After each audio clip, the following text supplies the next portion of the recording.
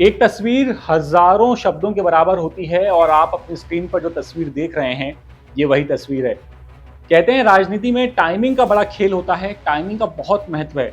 और फिलहाल अगर टाइमिंग की बात करूं तो बीजेपी के जो विधायक है प्रीतम लोधी, उनका वक्त अच्छा नहीं चल रहा है। इस तस्वीर को देखकर तो यही नजर आता है, क्योंकि सत्ता और संगठन दोनों ने मिलकर के प्रीतम लोधी की क्लास लगाई है, और वो भी भोपाल में।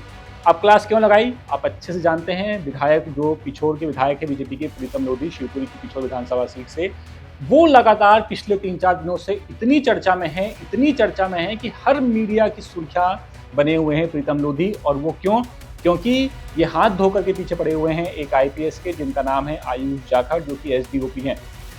विवाद शुरू होता है विधायक के बेटे की थार गाड़ी से, जो थार गाड़ी रास्ते में चलती हुई एक मोटरसाइकिल को टक्कर मारती है, जिसके बाद एक वीडियो वायरल होता है जिसमें विधायक का बेटा ये कहता हुआ सुनाई देता है कि मैं हॉर्न दे रहा था, हटे नहीं तो मैंने चढ़ा दी, तुम हट क्यों नहीं रहे थे, मैं हॉर्न दे रहा था, लहरा क्यों रहा था गाड़ी, ये विधायक के बेटे कहते हुए सुनाई दे रहे थे वीडियो में।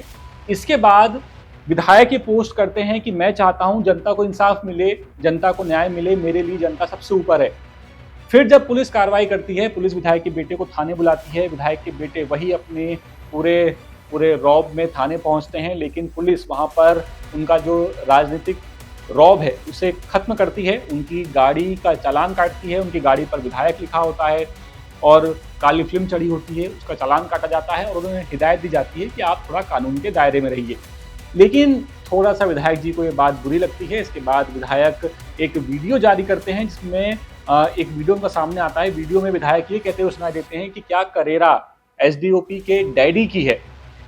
अब ये वीडियो तो विवाद खड़ा कर ही रहा था। शाम होते होते एक और वीडियो सामने आया प्रीतम लोधी का, जिसमें उन्होंने ये कहा कि मैं 10,000 लोगों की भीड़ लेकर के जाऊंगा और उस जो भीड़ रहेगी वो भीड़ एसडीओपी के बंगले पर गोबर भर देगी।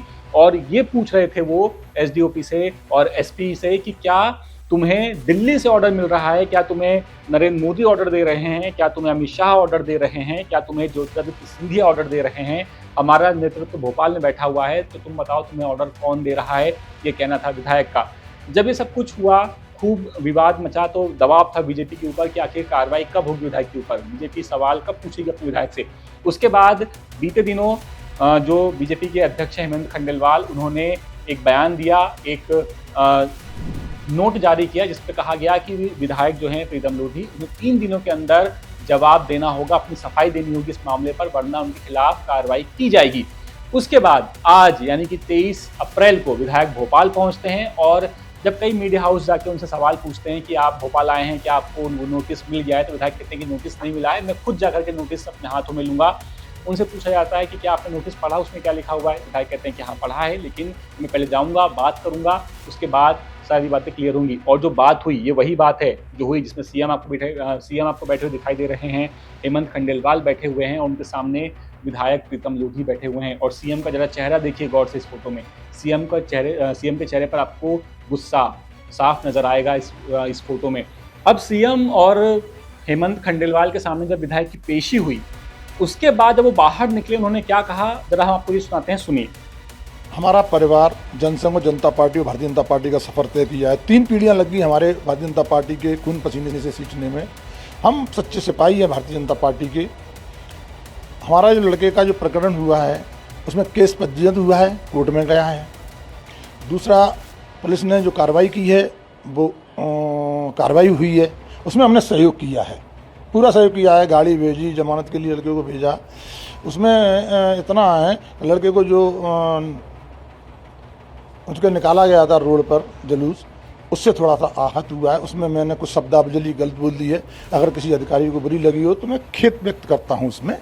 और हमारी सरकार चल रही है, सरकार में अधिकारी काम कर रहे हैं, तो अधिकारियों की मेल जोल से ही सरकार चलती है। हमने अभी खंडेलवाल जी को, माननीय खंडेलवाल जी को हमने जो पत्र दिया है अपना पेश किया है, और मुख्यमंत्री जी को भी दिया है। मैंने आग्रह किया है कि उसकी जाँच हो। बस मैं यही कहना चाहता हूँ कि आगे हम शब्दावली पर ध्यान रखेंगे और पार्टी की गाइडलाइन में चलेंगे। चलिए, तो विधायक के जो तेवर हैं थोड़े से नरम जरूर पड़े हैं, लेकिन अभी भी वो माफी नहीं मांग रहे हैं, अभी भी उन्होंने सिर्फ खेद जताया है। यानी सत्ता और संगठन दोनों विधायक की बयानबाजी से काफी नाराज है। और प्रीतम लोधी का तो खैर मामला ऐसा मामला नहीं है पहला जिसने बीजेपी की मुश्किलें बढ़ाई हैं। उसके पहले भी विधायक कई बार बीजेपी की मुश्किलें बढ़ा चुके हैं। याद कीजिए ब्राह्मणों के खिलाफ दिया गया उनका बयान, जिसने बीजेपी की काफ़ी मुश्किलें बढ़ाई थी। उन्हें पार्टी से भी निकाल दिया गया था, चुनाव में टिकट भी नहीं दिया गया था, लेकिन फिर उमा भारती की बीच में एंट्री होती है। उमा भारती पूरे मामले को संभालती हैं और फिर वापस से प्रीतम लोधी बीजेपी में आते हैं, उन्हें टिकट मिलता है और वो चुनाव जीतते हैं।